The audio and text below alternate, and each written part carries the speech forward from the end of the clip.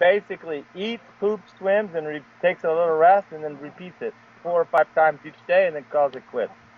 One of the things that you could share, perhaps, Kabir, is do you think he meditates and do you think he zens out like many a wellness duck or chicken is supposed to do?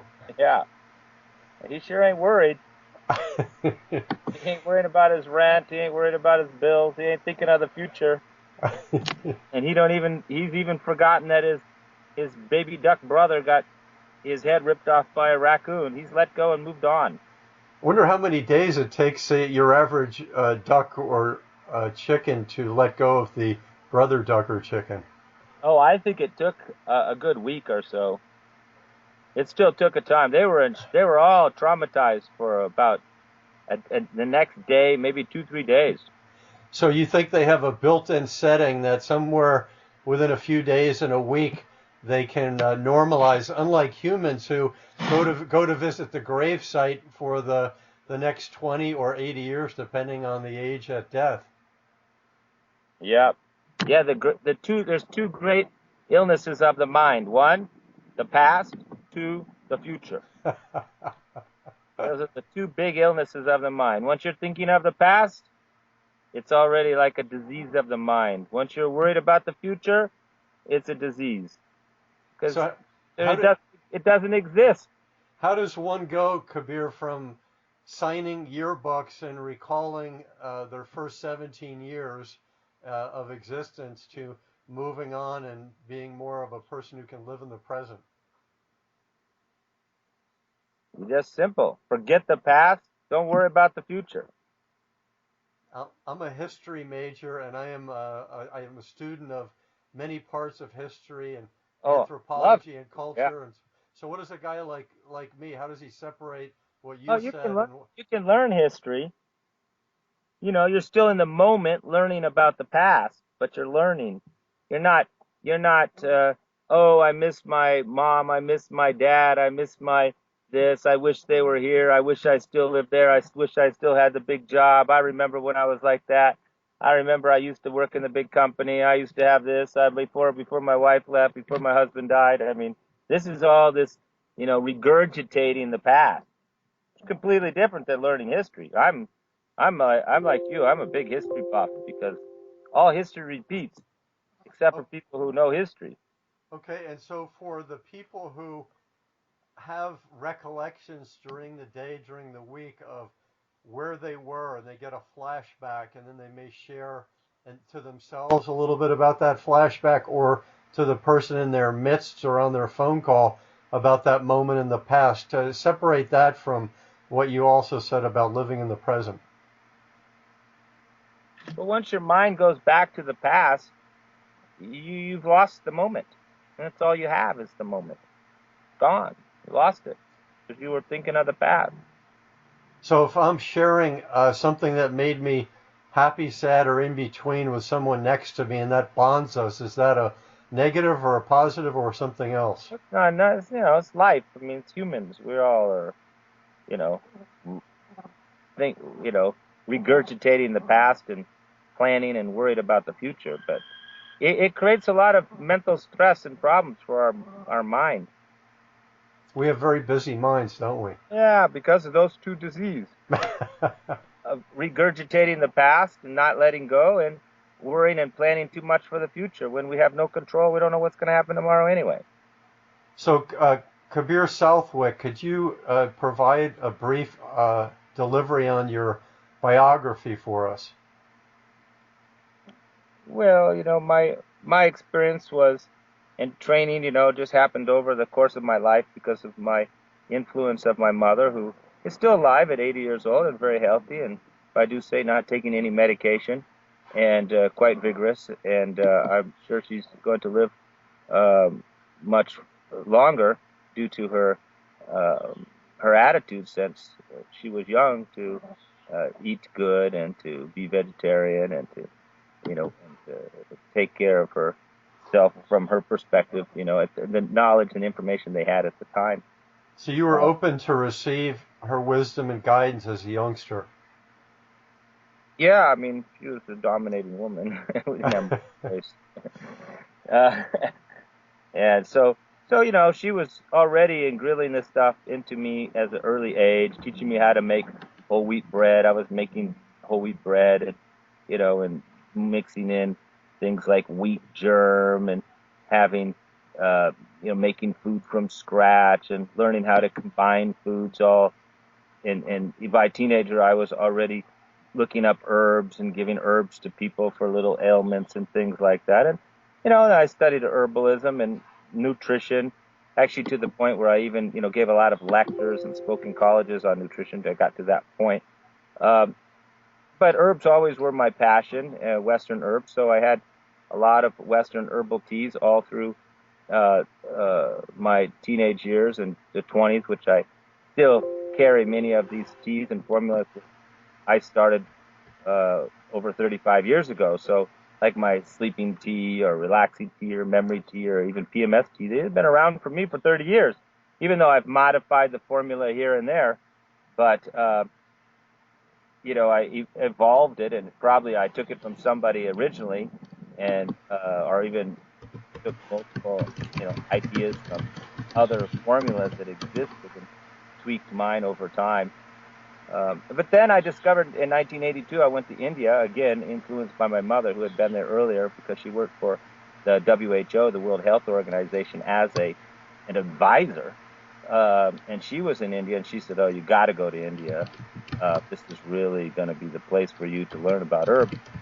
And I didn't really know about Ayurveda at the time. I just went to India, and that was 1982, and I was 20. And so that really began my study of Ayurveda. And then over the years, I started integrating more and more Ayurvedic herbs into my repertoire of herbal remedies.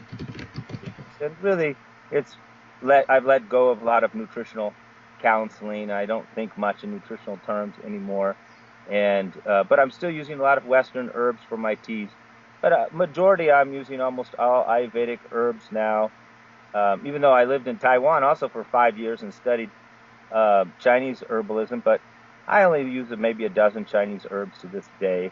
I never really got that deeply into it. 5 years isn't enough.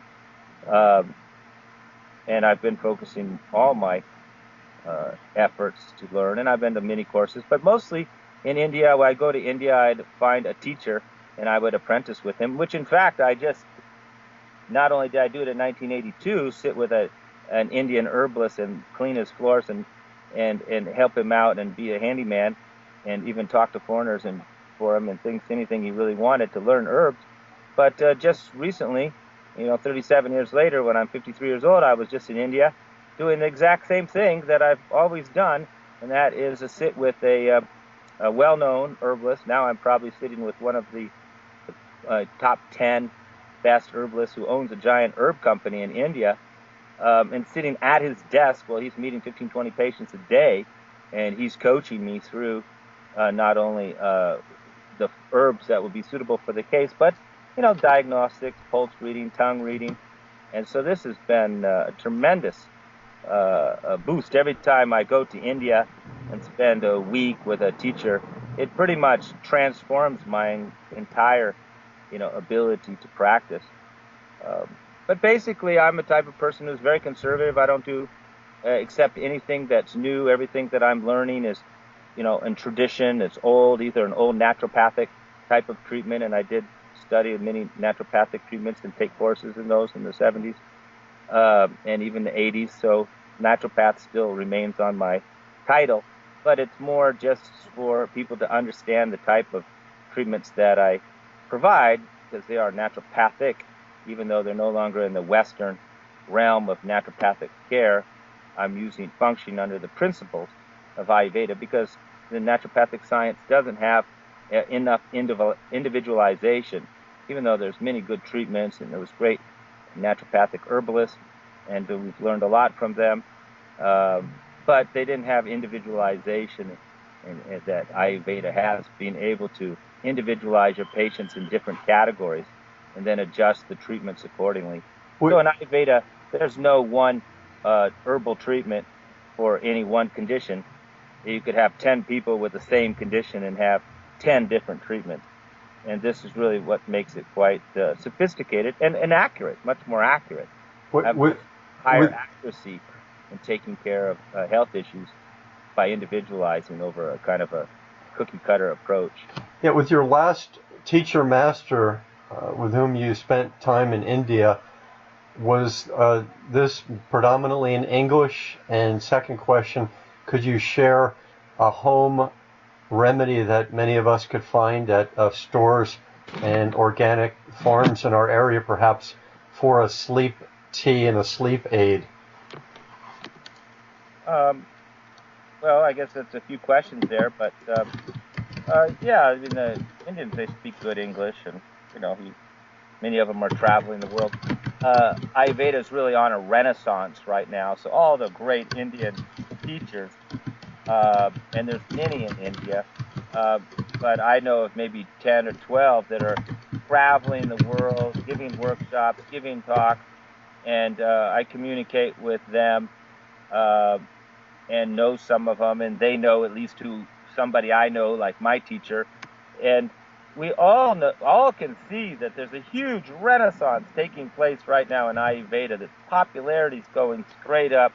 People who say 5 years ago nobody was showing up for their talks, there was no interest, nobody even knew what the word was in Europe and in Asia. Now they're getting crowds, they're getting a lot more interest. So it's very exciting for those who are in Ayurveda and have devoted, their lives to its study, to see this kind of renaissance taking place, where a new interest in Ayurveda has come forth, and I'm on the same bandwagon. I'm traveling Europe, and I was going to Morocco for 5 years. Now I'm going a lot to Dubai, Abu Dhabi, giving conferences and talks. And from what I understood 5 years ago, we wouldn't have people even showing up, and now we're attracting people just out of the fact that we're explaining that we're covering a subject based on Ayurveda, like understanding heart disease from the Ayurvedic point of view, understanding diabetes from the Ayurvedic point of view. These now get a good audience and have good interest. How about the sleeping tea for those of us in the United States living in a normal community with access to normal plants and herbs, etc.? Yeah, well, here we got a lot of Western herbs. And so, you're generally looking for sedative herbs and nervine herbs. So the sedative herbs that you can get here, I mean, we have growing right outside here is poppy seed. It's an opium. So if you had enough of it, you could smoke it, and it would knock you right out. But this California poppy isn't the same, I guess, as the other illegal poppies. But apparently I heard in California you're not allowed to cultivate it. Like it's growing in our front yard, but we can't apparently it'd be illegal if I planted my whole yard with California poppy, from what I heard. And then poppy seed's a nice sedative. And hops is also a good sedative. Chamomile is like a little more mild. It's got some sedative effects, but it's really more of a nervine. It's going to make you a little sleepy. And you could throw other nervines in with that, like passion flower, or motherwort, or even a little lavender. Oat straw is good for the nervous system. Oat what? Oat straw. And so you brew that in your tea? Mild nervine. So generally these teas, they're formulas, not single herbs. Generally there's very little use for single herbs. I mean, occasionally, a single herb will do a single job, but it's kind of like a sniper approach. You really have to know the herb and the condition and the individual to say, okay, just take this. But chamomile tea will work fine, but it's better to mix it with some other herbs to make it a little more potent, even based on the individual. If it's a cold person, you can add some ginger to it. If it's a person who gets hot, sweaty, you wouldn't want to add that ginger. You could add something more cooling, like passion flower. But I make these formulas that are based on hops, passion flower, poppy seeds, lavender, some rose petals in there just to make it smell good. A little stevia to give it a nice sweet taste. And so this makes a formula. So you have a formula that's relaxing the nervous system with the nervines, sedating you a little bit so you're going to sleep, and then make it taste pleasant and nice, and these factors. Would that be you in your workshop, or does Santa have some elves helping him out preparing these concoctions? Oh, I have like assistants, they come in and they mix them and put them in bags, or sometimes I have to mix it in a big giant bowl, and then they weigh it and put it in the bags and label it. And my So, son does it too. so It's a good example of what wellness means.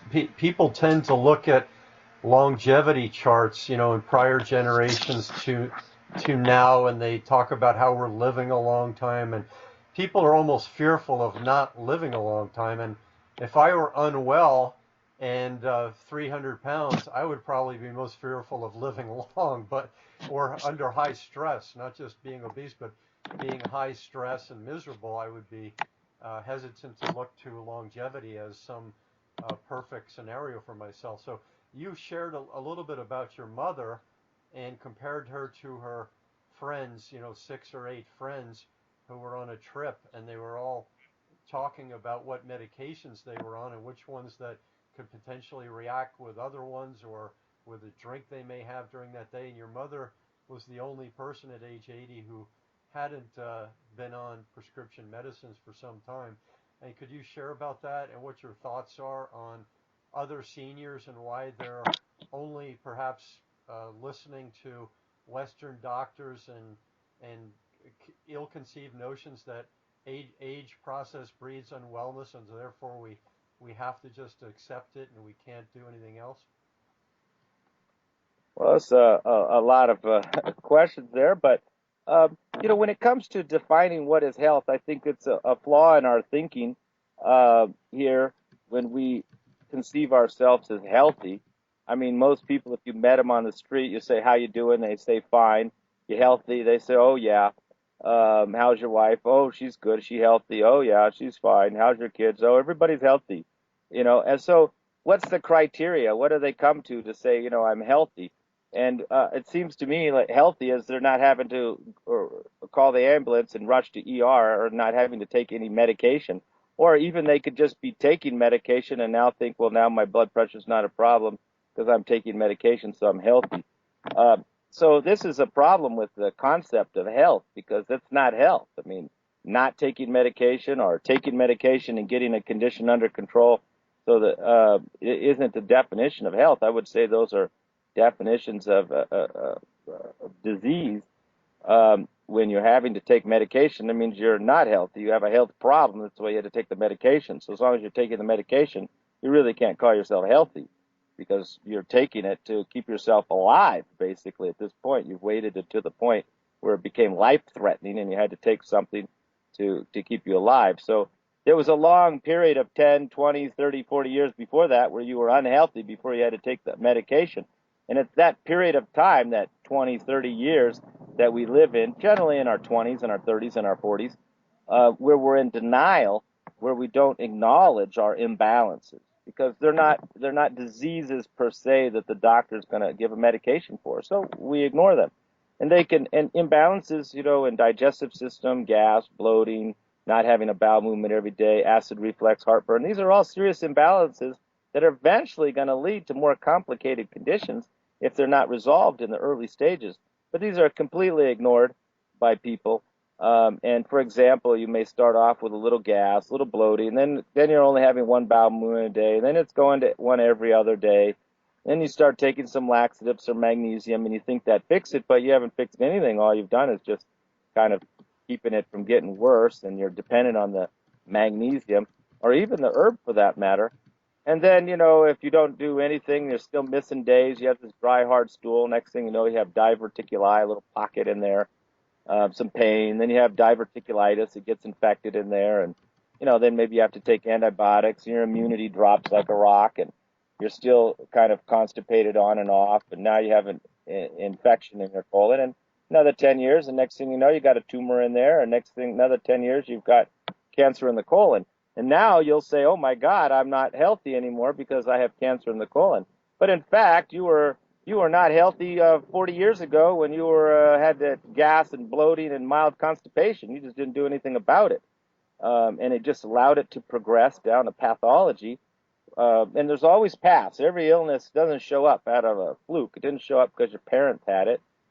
You may have had a higher probability to get it because your parents had it and it was in your genes, but you didn't get diabetes because your parents had it. You got diabetes because you've been drinking soda pop for 40 years, or you've been putting, like in Europe, they've been putting sugar in their coffee for 40 years, and then they're coming to me looking for cures for diabetes, and I say, well, why don't you stop? Why don't you stop getting rid of the cause first? And they go, well, what do you mean? I go, you said right here you're having coffee every day with sugar in it. How long have you been doing that at 65? Well, I've been doing it since I was 20-year-old. So, every day they're waking up and having sugar for 40 years. And now they went through 5 years of having pre-diabetic and still didn't do anything. And now they're diabetic and now they're taking medication and now they're concerned about it. And at that point, they're taking meds, so they believe, now I'm not healthy because I have diabetic and I have to take medicine. But in fact, 40 years ago, they already were unhealthy. So it's very important to look at your body from this point of view, not the point of view of a medical doctor who's just going to keep you alive and avoid you from dying and killing yourself from your high blood pressure, your high blood sugar levels. And we have to thank them for the service that they do at that late stage. And we have nothing against having our life saved by modern medicine. But even though there may be alternatives to what they're doing, still they're more than likely saving your life. What we need to do is we need to be preventive and maintenance, provide ongoing maintenance, just like our car. Car, you got to change. I change the oil of my car every 4,000 miles, and I just changed the whole filter too. My mother, who a wonderful woman, shows you her skill is greatly reflected in the fact that she's had a 1964 Volvo, which is I think 52 years, and she's been the only owner. She had it ordered from Sweden when I was 2 years old, and she's still maintaining it and still changing the oil and keeping it going, and it's a collector's item. So this is a great example of a maintenance and prevention, and that's the same reason my mother's still going at 80 and her car is still going at 52 years, is because of maintenance and prevention. Whenever there's a little problem, my mom doesn't mess around, whether it's with her body or the car. Immediately she takes care of it. If that car starts overheating, she's got it in. They're going to take the whole water heater out. They're going to fix everything. She's not going to let that car drive down the road for 1 minute overheating. But we're overheating all the time, having acid reflux, heartburn, hot flashes, burning skin, all types of inflammatory conditions, and we ignore it for years. So that brings me to your mom. Would you suggest that on a 1 to a 10 scale, she was a 9.5 or higher on a maintenance program and prevention program? And then if you would, recall that story of your mom getting together with her friends who were all on meds, and why do you think that was? Yeah, my mom's definitely the master of maintenance and prevention, particularly prevention. My diagnostic skills are much better than my mother, and my herbal skills are much better than my other. But these are all related to treatment because I'm dealing with the general public who's not focused on prevention at all. Nobody's thinking prevention. Nobody's coming to pay me for prevention. Nobody.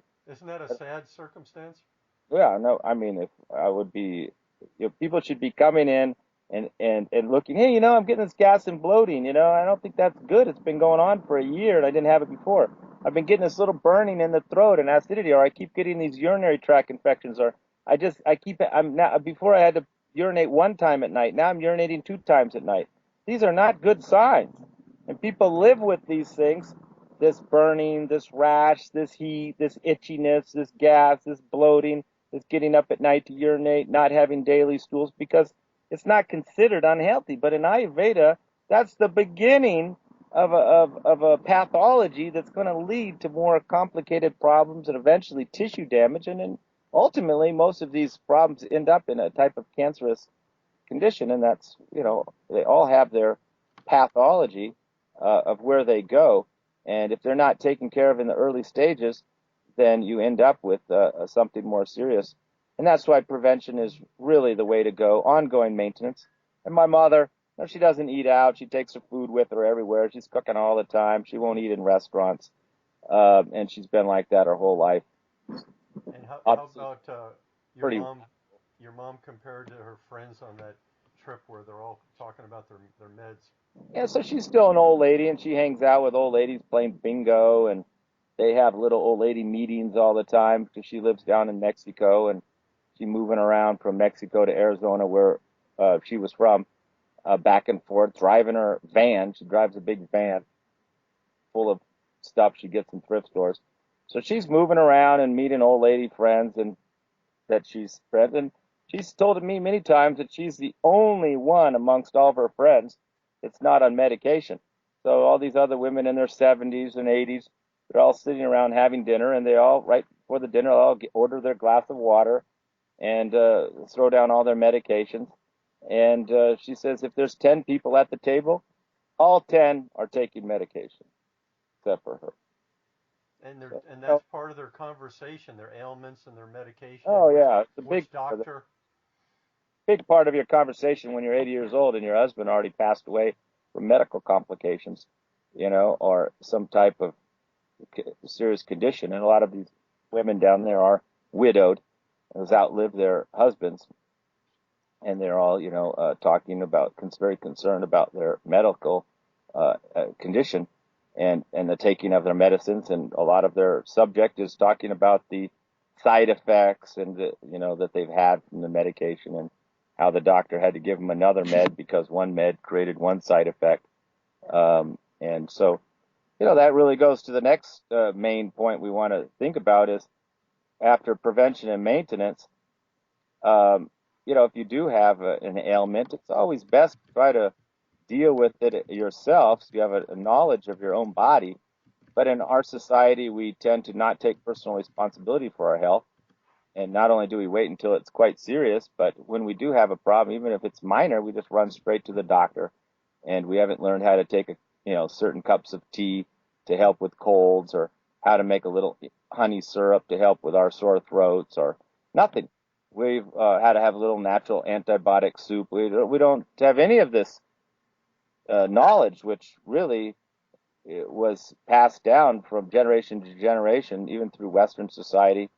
That's been completely forgotten. These little home remedies, herbal cures to just maintain daily health. So we don't take any more responsibility for our health. We always think somebody else is going to do it for us. And I have that problem in practice too, where people are calling me up and they want me to solve their health problem, and I make it real clear I'm not going to heal you or treat you or nothing. You're going to have to do the work because you're the one that's going to change your diet. You're going to have to look at your lifestyle, your habits, and you're the one that's going to have to take these herbs 2 or 3 times a day before meals, after meals, or whatever, and stick to the schedule. And it's not going to be if you want the little red pill and take that twice a day with your water, then that's your choice. But if you want to take care of yourself, it's going to be a little bit more work, a little bit more effort. And not everybody's prepared to put in the effort. People want the easy solution, the quick solution, no thinking of the long-term consequences.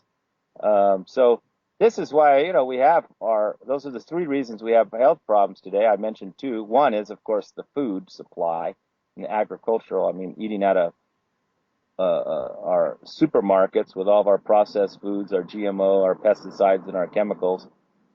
So we're creating the health problem right there. And then 2, we don't do anything to maintain our body or be preventive, so we just drive the car into the ground. And then when it does have a problem, we don't try to fix it ourselves or take personal responsibility. We run off and take medication, which really isn't dealing with the original problem in the first place, just keeping you alive or Dealing with getting a symptom, symptoms. right? Yeah. So we're consuming every day the cause. We're making no effort to really be preventive or maintain our health by fixing it on a regular basis like we would a car. And then when we do have a problem, we go running to somebody else and try to look for a quick cure instead of taking the tough choices and changing our lifestyle, or like you and what you advocate, exercising and eating better. You can see a lot of people aren't willing to do that. Uh, they just don't. I mean, they could be your family members, they could be your somebody you know, and they could see you're doing fine, and they still don't do it. They're still eating the sweets. They're still eating the sugar. They're still having the aspartame in their soda pop.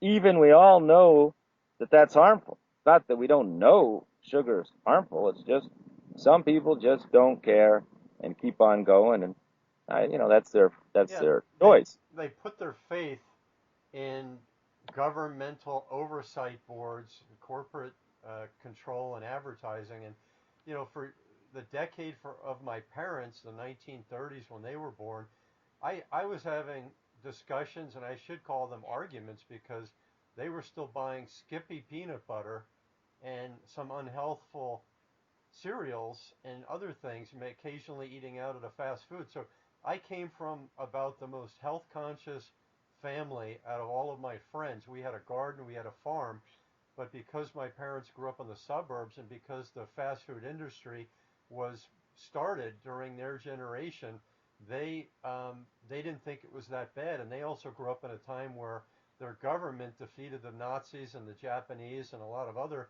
international forces where they were taught this fear factor, and that, hey, the government subliminally and consciously is the savior. And so they figured if it passed through the governments and the corporations were paying stock dividends and helping them get to be retired, they sort of embraced all of that stuff, or at least didn't have vitriol for it like I did when I learned that Skippy's has lard, and it has chemicals and preservatives, and it's not supposed to look like it looks. It's supposed to be separated like Laura Scudder's does and other natural peanut butters. You should have to stir your peanut oil into the peanut butter, and that's just the way it is. And I'm not saying peanut butter is good for you. We've read a lot about how it gets moldy right away, and peanuts are considered some of the more riskier of the nuts. So maybe you could weigh in Yeah, on some of my thoughts.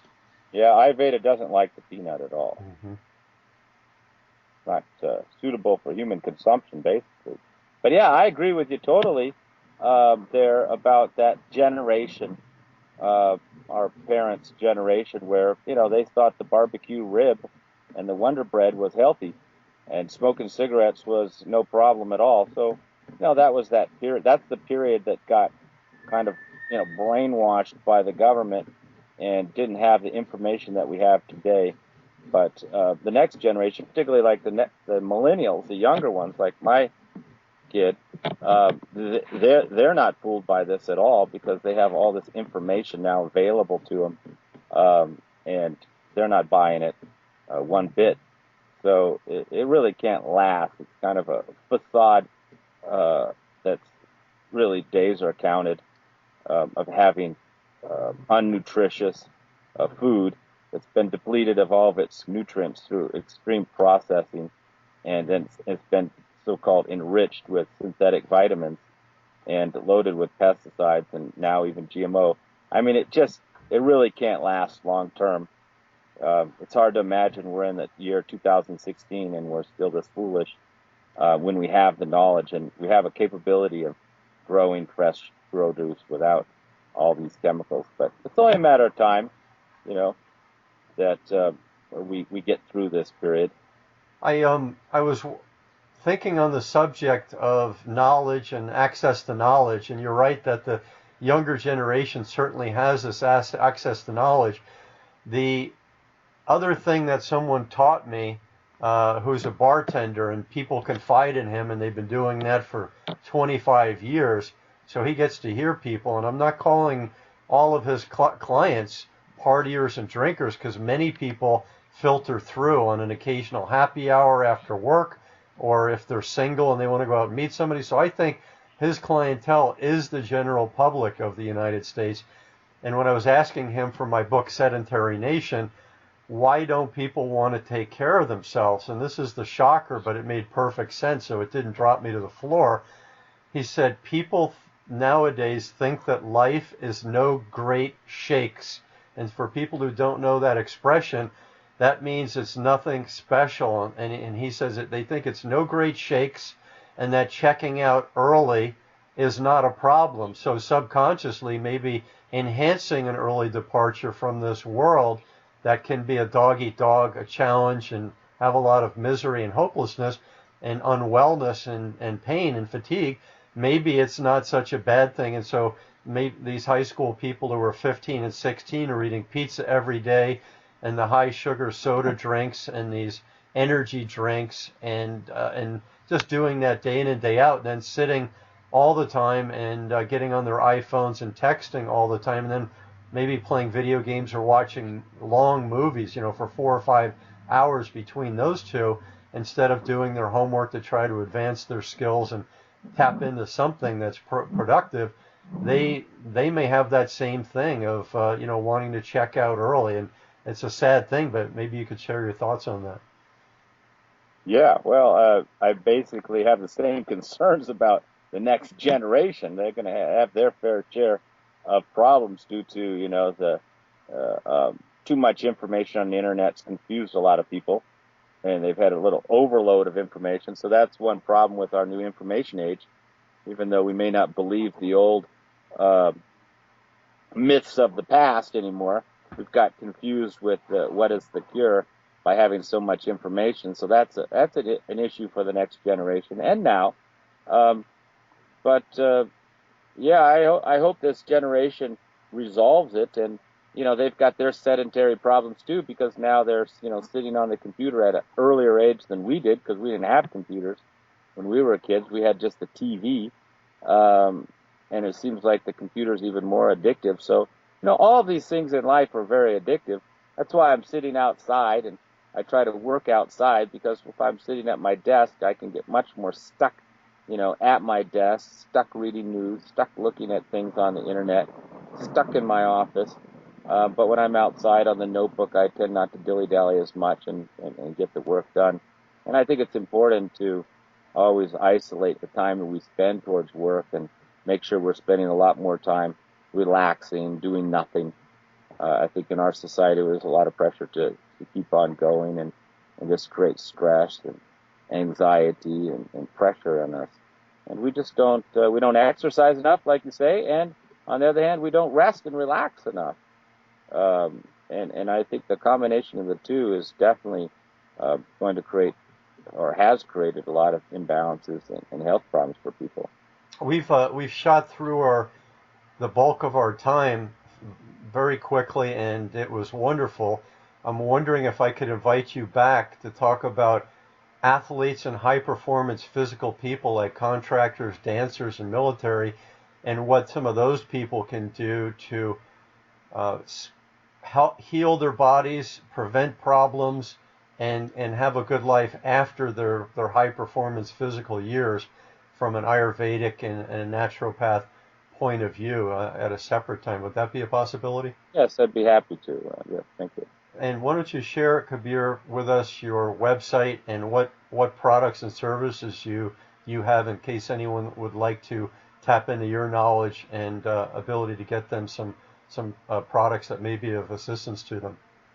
And thank you. Well, I don't sell my herbal teas and herbal products directly to the public through a website or any distributor. I'm only selling them to my clients and patients and people that come see me, and people who have seen me in the past, where I can understand their health condition, understand them individually. And most of my products are customized for the individual, or at least I'm picking a variation of a certain product for the individual. Um, but I'm meeting people, on private sessions here in my herb clinic up in Ojai, California, and people come here for all types of health complaints, and I provide dietary guidelines, home remedies, and of course, herbal treatments in many forms: oils, teas, powders.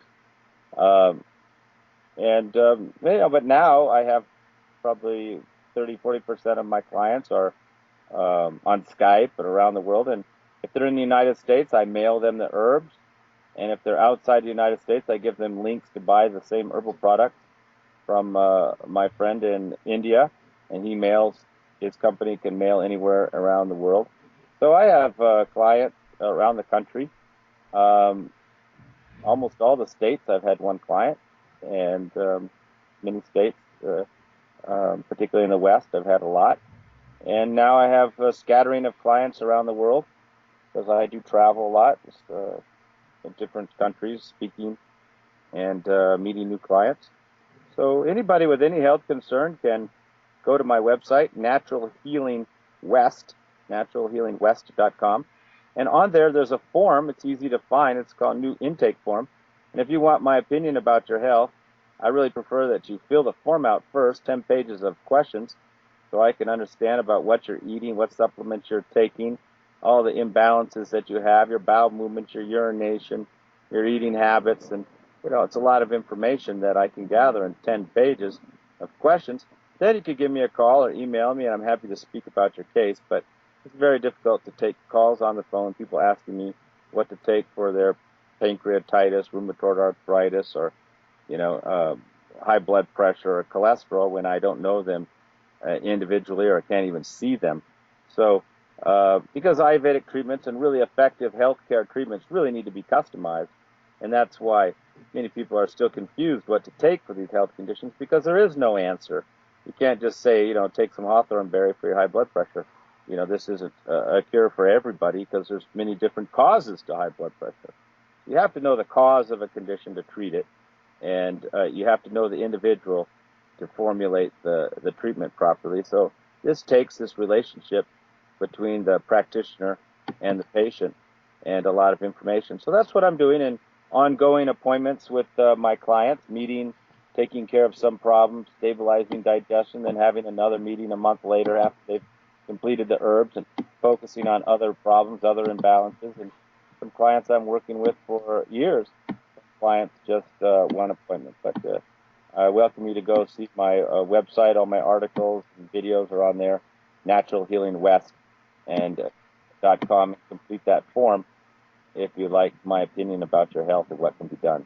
And then you have plenty of YouTube webinars and videos up on YouTube. So if they search Khabir, Khabir Southwick, just like it sounds, Wick with Yes. a W-I-C-K, they can find all kinds of conversations from you over the years. Yep. There's I've got a lot of YouTube videos.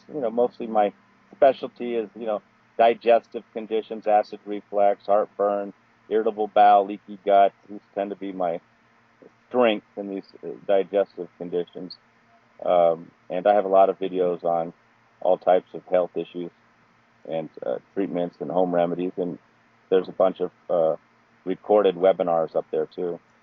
So I'm Sifu Slim at sifuslim.com and sedentarynation.com, and Khabir Southwick. We've heard some wonderful comments today, and maybe Khabir, since you are oriented in Ayurveda, maybe you could share a word of wisdom or a blessing with us before we end today.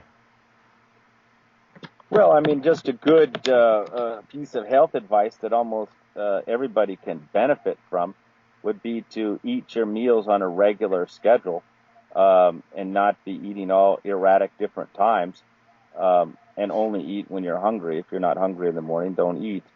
Many people feel compelled to eat or compelled to drink because they've read that they should do so, or they feel compelled to eat a particular food because they've read that it's good. I think it's very important, and you really have to take care of yourself, is listen to your own body. So listen to your own body and respond to its needs, and stick to a regular eating schedule, and don't be extreme with your eating habits and your diet. There's a few tips in there. How about a blessing on how to embrace ourselves and embrace people around us? Is a hug helpful, or what else would you share? Well, I think our mental state is really the most important. In Ayurveda, if a person has a very negative attitude, they're considered untreatable. Even though the herbs are very powerful, and I can give you an herb to make you sleepy, I can give you an herb to make you go to the toilet, I can make you an herb that can do just about anything to your body. But in Ayurveda, if you have a very negative attitude, then these herbs won't work properly. So, and a person with a very positive attitude, it gets much better results. So I think the most important thing is you have to have a positive attitude and avoid negative thinking, negative thoughts, negative self-talk, and which would include like paranoia, fear, worry about the future, regurgitating the past. All these are like negative thinking, and to remain in the moment and to remain positive. Or it's very hard to heal the body if the mind is in one of these unhealthy states. Wonderful. So we'll take that, and if you'd stay on after I click off the video here, I'll check in with you about our next get together. But I'm Sifu Slim for Khabir Southwick, and we're honored to have shared some time with the you listeners today. And we wish you all the best and the blessings. Namaste, and peace in your lives. There he is.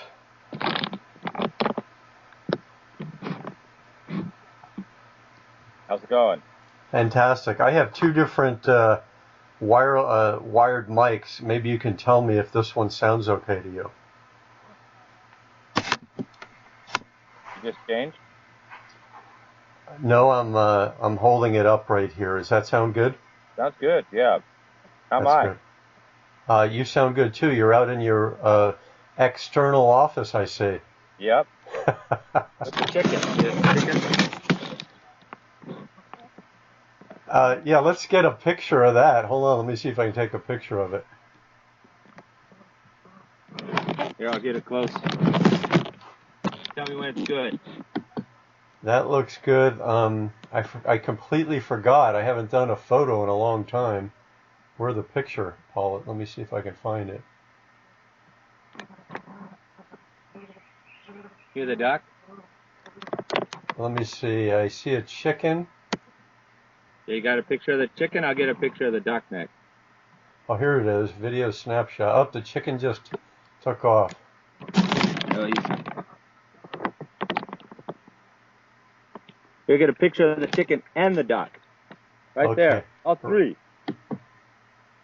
Oh my goodness. How cool is this? Let me get one more.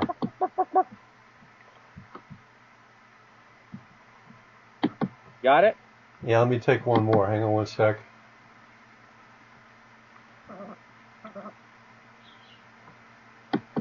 Beautiful. Boy, it came out very good. Yeah, isn't that duck beautiful? Beautiful duck. Now the duck stays with you?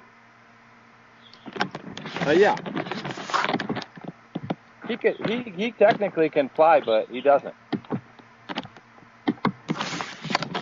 I built the waterfall for him. That's why he stays here. Look how happy he was in his waterfall, splashing around. So he goes swimming about 5 times a day. He basically eats, poops, swims, and takes a little rest, and then repeats it 4 or 5 times each day, and then calls it quits. One of the things that you could share, perhaps, Khabir, is do you think he meditates and do you think he zens out like many a wellness duck or chicken is supposed to do? Yeah. He sure ain't worried. He ain't worried about his rent. He ain't worried about his bills. He ain't thinking of the future. And he's even forgotten that his baby duck brother got his head ripped off by a raccoon. He's let go and moved on. Wonder how many days it takes, say, your average duck or chicken to let go of the brother duck or chicken. Oh, I think it took a good week or so. It still took a time. They were all traumatized for about the next day, maybe 2-3 days. So you think they have a built-in setting that somewhere within a few days and a week they can normalize, unlike humans who go to visit the grave site for the next 20 or 80 years, depending on the age at death. Yeah. There's 2 great illnesses of the mind. 1, the past. 2, the future. Those are the 2 big illnesses of the mind. Once you're thinking of the past, it's already like a disease of the mind. Once you're worried about the future, it's a disease.